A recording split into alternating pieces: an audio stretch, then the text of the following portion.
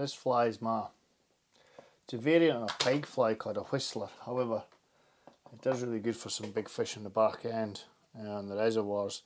Now you can fish this with a tungsten bead. However, I'm usually fishing this on a sweep line. So I started off, I've got orange tanning thread. Now you can, if you want, use a barred hook. This is a 230 BL Hanak. I just prefer a barbless hook, and this is strong enough for the fish I'm catching. And I've got here a mixture of silver and gold flash. I'm just going to pull a hank out. I'll show you what I do in a second. So I've got a hank here, and I'll pull some, and all it does is give me a taper, like so. And I get a couple of wraps on the top. Turn the vise, you can't see that, I'll just quickly show you. You can pull all the fibres under with your thumb and forefinger and then secure them that way. And what you're doing is you're securing some top and bottom. Very similar to pike fly or dealing with craft here. Pull the fibres back. It just cloaks the fly, and then I'm just got to come in with my scissors at an angle and take some of this off. So basically you take your scissors like that and you're just looking to cut little bits and fray little bits, so you've got like an angle. So it's not one size. Push all that back. It's hard for you to see that here because the camera's not big enough. If I just pull this off and show you, you'll see. If I take that off, you'll see it's cloaking like a skirt. And again, I don't need this a lot.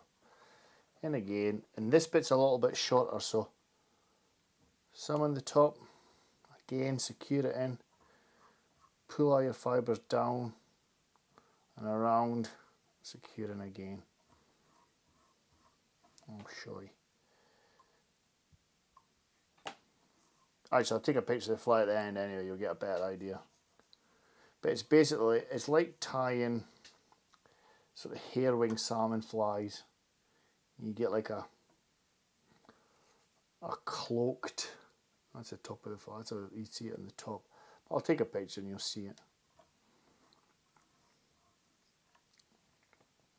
So then you've got to create a little bit of taper here.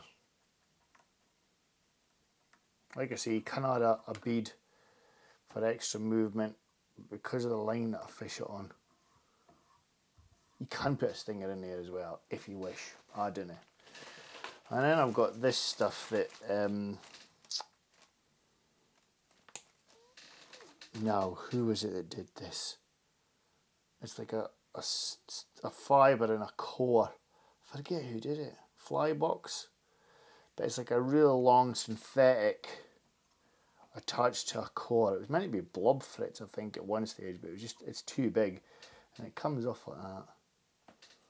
But this is if you like your frits. Now normally when you're doing whistlers, you're not using this stuff, it's feather. So just come around, and every time I take a turn, I'm just cloaking the fly and bringing the fibres round, making sure I'm not trapping anything. You'll see when the fly's finished just why it's effective, because the colour combination along with that silver really does work a treat. So that's probably enough.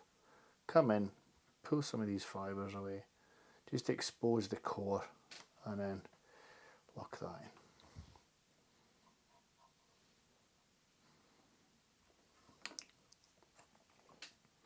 And with your scissors and trim that. That's looking good. Yeah, it's looking good. You'll see what I mean when you see the fly.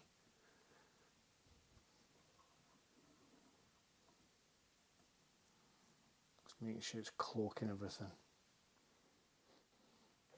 So I've now got Just put this stuff away. Two-tone sunburst. It's like a weird yellow, a little bit orange.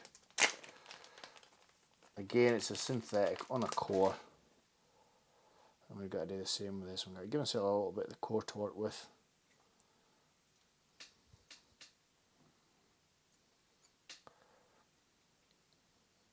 That's probably enough. I want to leave myself a little bit of space at the head.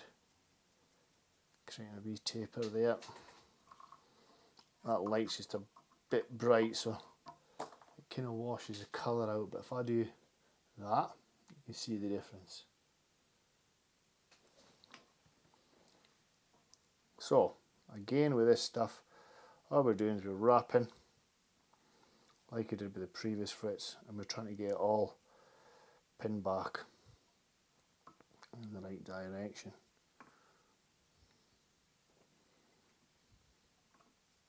Stroke the fibres back as you go. Probably get one more wrap in there. I'm going to pull that out, and I'm going to pull some of these fibres out with my fingers to expose the core. Gives me a thinner tying in point. So just like that.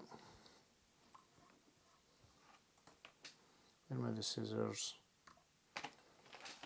stash the rest of that stuff. Like that, it's nice and bright. And then just pull your fibres back, tidy up the head, hence the orange thread. That's him. That's my sparkler whistler. You'll see it when I get a picture. But you can tell why it's a good fly because of the colour combinations. It really works, especially on a sunk line. Like I say, my preference is a sweep style line. And with a bit of varnish just to finish them off.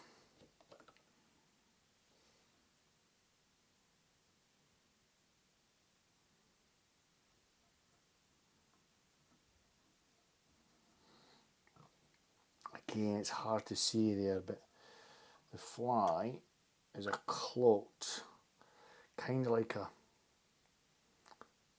they're like temple dogs,